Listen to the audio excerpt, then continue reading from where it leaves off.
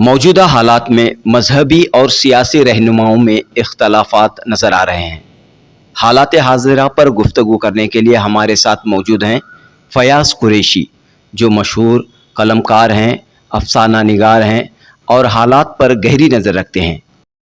فیاض قریشی صاحب، حال ہی میں روزنامہ سالار میں آپ کا مضمون شائع ہوا ہے، قوموں کی موت ہے مرکز سے جدائی، تو اس حوالے سے آپ کیا بات رکھنا چاہ رہے ہیں؟ میں یہ کہنا چاہتا ہوں، جب گھر میں اولاد بگڑتی ہے تو والدین کو اس کا ذمہ دار ٹھہرایا جاتا ہے۔ جب ملک کے حالات بگڑتے ہیں تو حکمرانوں کو اس کا ذمہ دار ٹھہرایا جاتا ہے۔ اب اس نقطہ نظر سے دیکھا جائے تو مسلمانوں کی حالت آج سچر کمیٹی رپورٹ کے مطابق یہاں کی گئی گزری قوموں سے بھی گزری ہے، تو اس کی ذمہ داری تو کسی کو لینا ہے، قائدین کو لینا ہے۔ اور ہمارے قائدین کون ہیں؟ ہمارے علماء کرام جو انبیاء کے وارث ہیں، اور سیاست دان جو اس وقت ایکٹیو رول ادا کر رہے ہیں مسلمانوں کی ترقی کے لیے۔ مگر کیا ہو رہا ہے؟ نہ مسلمان مذہبی اعتبار سے ایک ہو رہے ہیں، نہ سیاسی اعتبار سے ایک ہوئے، تو ظاہر ہے جو حالات بننے جا رہے ہیں وہ بن کر رہیں گے، اسے کوئی روک نہیں سکتا۔ جب تک مذہبی اعتبار سے حضور صلی اللہ علیہ وسلم کی سیرت اور قرآن کو آگے رکھ کر ہم آگے نہیں بڑھتے، سیاست بھی آ جاتی ہے اس میں، تعلیمی میدان بھی آ جاتا ہے، معاشی میدان بھی آتا ہے، ہر میدان میں قرآن ہمیں سیرت رسول رہنمائی کرتی ہے۔ صرف یہ دعویٰ کر دینا کہ ساری دنیا کے لیے قرآن رہنمائی دیتا ہے، سیرت رسول ساری دنیا کے لیے ہے اور قیامت تک یہ باقی رہے، اور جب اس پر فالو کرنے والے ہی کو فالو نہیں کر رہے ہیں تو رہنمائی کہاں سے آئے گی؟ تو عمل سے وہی علامہ اقبال کا شعر، عمل سے زندگی بنتی ہے جنت بھی جہنم میں، یہی معاملہ ہے۔ اور ہم اپنی زندگی کو اس دنیا میں جہنم بنا رہے اپنے ہاتھوں سے، اس کے لیے قرآن نہ ذمہ دار ہے نہ سیرت رسول، ہم اپنی اس کے لیے ذمہ دار ہیں۔ آپ نے اپنے اس مضمون میں اس بات کو بھی چھیڑا ہے کہ ریاست کرناٹک میں امیر شریعت کا انتخاب اب تک کیوں عمل میں نہیں آیا؟ کیا کہا ہے؟ میں کہہ چکا ہوں کہ علماء میں نا اتفاقی وجہ سے یہ کچھ نہیں ہوا، اور یہ رسوائی میں پڑھ بھی دیتا ہوں اس کے تعلق سے۔ میں نے اس مضمون کے ذریعے بتانے کی کوشش کی ہے جو کہ بقول علامہ اقبال خود بدلتے نہیں قرآن کو بدل دیتے ہیں کہ مصداق ہو گئی ہے، اور دور جانے کی ضرورت نہیں۔ شہر میں ہوئے حالیہ 2 واقعات ہمارے اندرونی حالات اور خلفشار کو اجاگر کرنے اور سمجھنے کے لیے بہت کافی ہے۔ پہلا واقعہ مذہبی اعتبار سے امیر شریعت جیسے باوقار منصب کے انتخاب سے متعلق ہے، جو کہ ایک طویل عرصے سے علماء حضرات کی نا اتفاقی، اختلاف رائے اور رساکشی کے پیش نظر کھٹائی میں پڑا ہوا ہے۔ اور دوسرا واقعہ سیاسی اعتبار سے شہر داون گرے میں MLA کے انتخاب کو لے کر ہے، جو کہ آپسی ٹکراؤ اور بیان بازیوں میں الجھ کر رہ گیا ہے۔ جانے ایسے شرمناک واقعات ملک بھر میں کہاں اور کس قدر ہو رہے ہوں گے اور غیروں کے آگے ہنسی مذاق بن رہے ہوں گے۔ یوں تو بحیثیت مجموعی ملک میں مسلمانوں کی بے شمار جماعتیں ہیں، بورڈز ہیں، کونسلیں ہیں، انجمنیں ہیں، فلاحی ادارے ہیں، اصلاحی ادارے ہیں، اوقافی ادارے ہیں، اوقافی جائیدادیں ہیں، ہر جگہ مدرسے ہیں، دارالعلوم ہیں اور مسجد ہیں، مگر دیکھا جا سکتا ہے کہ ان میں کہیں بھی آپسی تال میل نہیں، نہ اتفاق رائے نہیں، آپس میں ایک دوسرے کے ساتھ اتفاق رائے نہیں، مگر سب کا دعویٰ یہی ہے کہ ان سب کا خیال ملک میں مسلمانوں کی بھلائی، خوشحالی اور ترقی کے لیے ہوا ہے۔ تو پھر سوال یہ ہے کہ جب ان سب کا قیام مسلمانوں کی بھلائی، ترقی اور خوشحالی کے لیے ہوا ہے تو پھر ملک میں مسلمانوں کی حالت اس قدر ابتر کیوں ہے، اس قدر بدحال مسلمان کیوں ہیں اور زوال پذیر کیوں ہیں؟ فیاض قریشی صاحب، آپ نے ملت کو درپیش سنگین مسائل پر روشنی ڈالی ہے، اور خاص طور پر یہ بات کہی ہے کہ اتحاد کے نہ ہونے کی وجہ سے زبردست نقصان دیکھنے کو مل رہا ہے۔ ہم دیکھ رہے ہیں کہ امیر شریعت کا انتخاب ہونا چاہیے تھا، اس کے لیے کئی نام سامنے بھی آئے، لیکن اتفاق نہ ہونے کی وجہ سے امارت شریعہ تشکیل دی گئی ہے، اور 3 رکنی امارت شریعہ اس وقت جو ہے اپنی خدمات انجام دے رہی ہے، تو کیا یہ کافی نہیں ہے؟ میں سمجھتا ہوں کافی نہیں ہے. اس کے بعد امیر شریعت بہت ضروری ہے. رہنمائی کے اعتبار سے یہ ایسی ہی بات ہے جیسے ایک کشتی کو 2-3 ملاح چلانا چاہتے ہیں. کیا یہ ہو سکتا ہے؟ جب اللہ ایک کشتی کے لیے ایک ہی ملاح ہونا چاہیے، تو اسلام ایک ہے، رسول ایک ہے، قرآن ایک ہے، خدا ایک ہے. ہمارے پاس جو جس پر ایمان ہے اس کو چلانے والے بھی رہبر ایک ہی ہونا چاہیے، اس کے تحت ماتحت ہونا چاہیے سب کے. مگر جب ہم مسلکوں میں بٹ کر قرآن کو گائیڈ کرنا چاہ رہے ہیں، ہم قرآن میں تعلیم کیا دی گئی ہے، احمد سیرت کی تعلیم کیا، محمد صلی اللہ علیہ وسلم کے تعلق سے سیرت میں کیا بیانات آئے ہیں وہ بھی ذرا پڑھیے. جب تک اتحاد ایک لیڈر کے تحت نہیں ہوگا، میں سمجھتا ہوں کہ مسائل ہمارے حل ہونے سے ہے. تو آپ کا کہنا ہے کہ امیر شریعت کا ہونا ضروری ہے اور ایک ہی ہونا چاہیے، ایک ہی شخص جو ہے امیر شریعت بنے. تو امیر شریعت کی شخصیت کیسی ہونی چاہیے اور کون ہونا چاہیے؟ امیر شریعت تو وہ نہ صرف مذہبی اعتبار سے، امیر شریعت نہ صرف مذہبی اعتبار سے مسلمانوں کو گائیڈ کرنے کے لائق ہو، بلکہ سیاسی اعتبار سے بھی وہ لائق ہو. جس طرح کہ ایران میں اس وقت ہو رہا ہے، وہاں پہ سب مذہبی شخصیات ہی ہیں اور ملک کو چلا رہے ہیں. دیکھیے آج کیا حالت ہوئی ہے. امریکہ جیسا پاورفل ملک اس کے ایران کے آگے اپنے گھٹنے ٹیک دیا. کیا مذہب الگ سیاست الگ اگر وہاں پر ہوتی تو کیا ممکن تھا؟ بالکل ممکن نہیں. چونکہ ایران میں مذہب اور سیاست دونوں کو ساتھ لے کر چلا جا رہا ہے، اس لیے یہ قوت خدا کی تائید بھی اس میں شامل رہی اور مسلمانوں اور ایران کو اس قدر فتح حاصل ہوئی، ورنہ اس کا کوئی امکان نہیں تھا. بعض لوگ کہتے رہتے ہیں کہ علماء کرام کو سیاست میں نہیں آنا چاہیے، مذہب تک ہی محدود رہنا چاہیے. میں اسے اتفاق نہیں کرتا. انبیاء کے وارث ہیں یہ، آپ ان کو ہے نہیں سیاست سے الگ نہیں کر سکتے.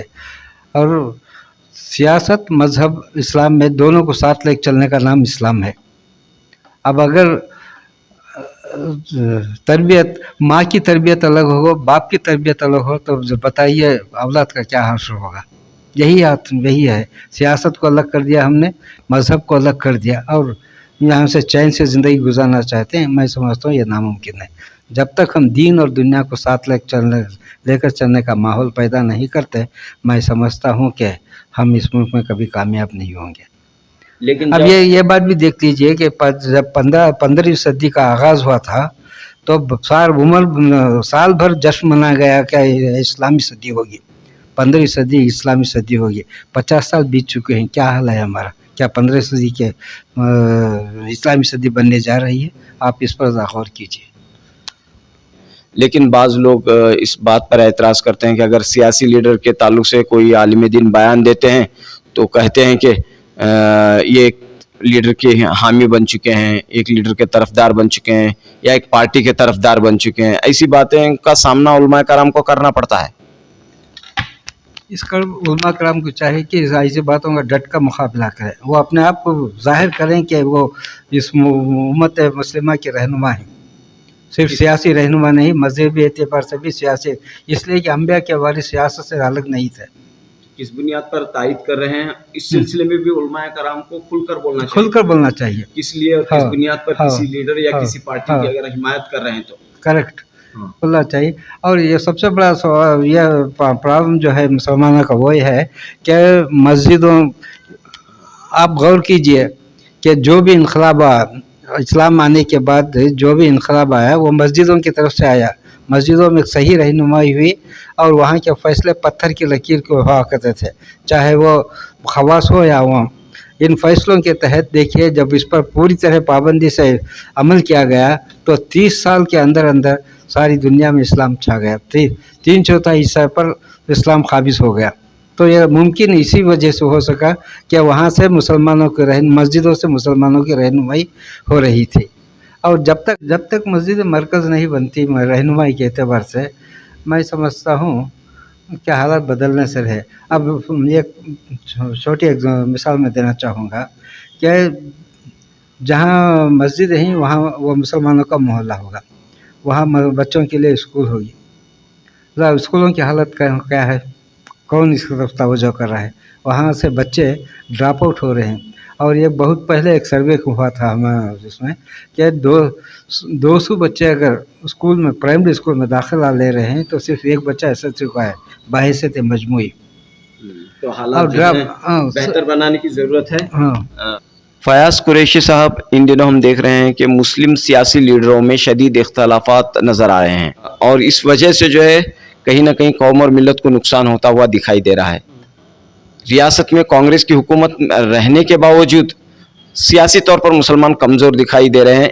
इसकी वजह ये कही जा रही है कि मुस्लिम लीडरों में इत्तेहाद नहीं है, मुस्लिम सियासी लीडरों में इत्तेहाद नहीं है। यहाँ पर यह कहना चाहूँगा मैं कि जो मजहबी एतबार से उलमा कराम में इत्तेहाद नहीं है तो सियासी एतबार से कैसे हो सकता है? बिल्कुल नहीं हो सकता। हमारे पास मसलकों का कोई सवाल ही नहीं होना चाहिए, इसलिए कि हुज़ूर सल्लल्लाहु अलैहि वसल्लम की सीरत और कुरान हकीम हमारा रहनुमा है। और अगर इस तरीके से हम सोचा जाए तो यहाँ पर रहनुमाई के एतबार से कुरान और सीरत में पूरा मवाद मिल जाता है। यहाँ अच्छे सियासतदान भी निकल सकते हैं, अच्छे आलिम भी निकल सकते हैं। इस एतबार से अगर हम आगे बढ़े तो नज़रअंदाज के कुरानी अहकामात को और सीरत रसूल को नज़रअंदाज करके आज के हालात की पेश नज़र हम सुधरना चाहते तो सुधरने का सवाल नहीं। जब तक अल्लाह ताला का रहम हम पर नहीं होगा, मैं समझता हूँ कि बहुत मुश्किल है हमारे हालात सुधरना। और यक़ूल भी है कि जो कौम अपने बच्चों पर रहम नहीं करती, खुदा भी उस कौम पर रहम नहीं करता। आज हमारे बच्चों के हालात देखिए क्या है, हर जगह। तो मेरा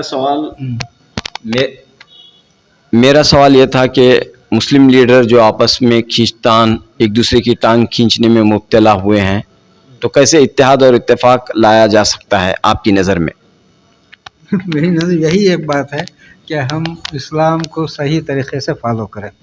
जब तक कि सही तरीके से हम फॉलो करने के ताल्लुक़ से संजीदा नहीं होते, मैं समझता हूँ कि हम मसलकों में बटे रहेंगे और सियासी एतबार से सियासी पार्टियों में बटे रहेंगे और इत्तेहाद का कोई सवाल नहीं पैदा होता। जब तक हम कुरान हकीम और सीरत रसूल को पकड़ मजबूती के साथ थाम नहीं लेते, मैं समझता हूँ कि हम इत्तेहाद कायम नहीं हो सकता। फयाज कुरैशी साहब, आखिर में क्या पैगाम है? पैगाम यही है कि जब तक हम इस मुल्क की एक ज़िम्मेदार ताकतवर कौम बनने के लिए कोशा नहीं होते, जस्तजू के साथ पहल नहीं करते और बहैसियत मिल्लत एक मरकज़ पर जमा होकर मनसूबा बंदी के तहत आगे नहीं बढ़ते और अपनी ताकत का लोहा नहीं मनवाते, मुल्क में हमारे हालात बदलने से रहे, सुधरने से रहे। और यह ऐसा ख्वाब है जिसकी कोई ताबीर नहीं।